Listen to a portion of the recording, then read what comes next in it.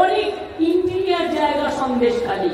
সুকুমার আমাকে অনেকবার বলেছে, দেবেশ আমাকে অনেকবার বলেছে, রাফকুল্লাহ আমাকে অনেকবার বলেছে, নুরুল্লাহ অনেকবার বলেছে, সুজিতরা অনেকবার বলেছে। পুরো দ্বীপাঞ্চল আর দক্ষিণ 24 পরগনা জেলাটাও আবার খুব বড়। একদিকে সুন্দরবন, একদিকে বাঘের কামড়, আপনাদের এদিকেও আছে, আর অন্যদিকে পুরো সুন্দরবন নিয়ে। সুন্দরবন হচ্ছে UNESCO world heritage site. Sundarban পুরো এলাকা নিয়ে আমরা একটা মাস্টার প্ল্যান তৈরি করছি। তাতে আপনাদের জেলা নতুন জেলা হবে। আপনাদের জেলা সেই বারাসাতে গিয়ে আপনাদের গিয়ে হেডকোয়ার্টার অনেক কষ্ট হয়। আপনাদের জেলা আপনাদের মতো আপনাদের উত্তর 24 পরগনা জায়গাগুলো নিয়ে বসিরহাটের বিশেষ করে বেশিরভাগ অঞ্চল এখানে একটা জেলা হবে, আর ওদিকে বকখালি, সাগর, সুন্দরবন ওদের একটা জেলা হবে। জেলা হলে নতুন সাব ডিভিশন হবে, নতুন ব্লকও হবে।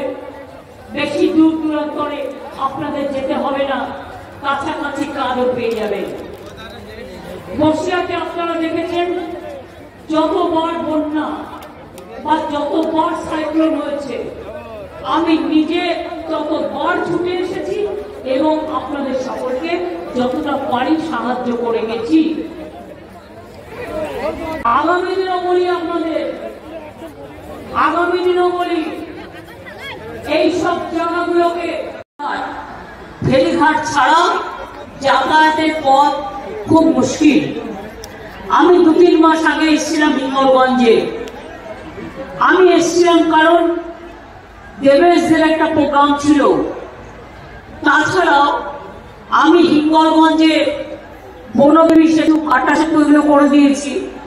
তাছাড়াও আমি এসেছিলাম দিতে বনবিবির মন্দিরে পুজো, এবং পুজো দিতে বনবিবির মন্দিরটা দেখলাম ভালো করে করা উচিত। ভালো করে করেছি, করা হয়েছে তো? আচ্ছা, হয়ে গেছে। তারপরে আমি এলাম একটু ইছামতি টাকি এলাকায় জবাই দুই বাংলায় আগামী যাচ্ছে এক পাশ দিয়ে, বাংলাদেশের দুর্গ একটা পাশ দিয়ে। দেখতে লক্ষ লক্ষ হয় ইছামতির ধারে। আর বরাবরই আসছি কারণ খুবই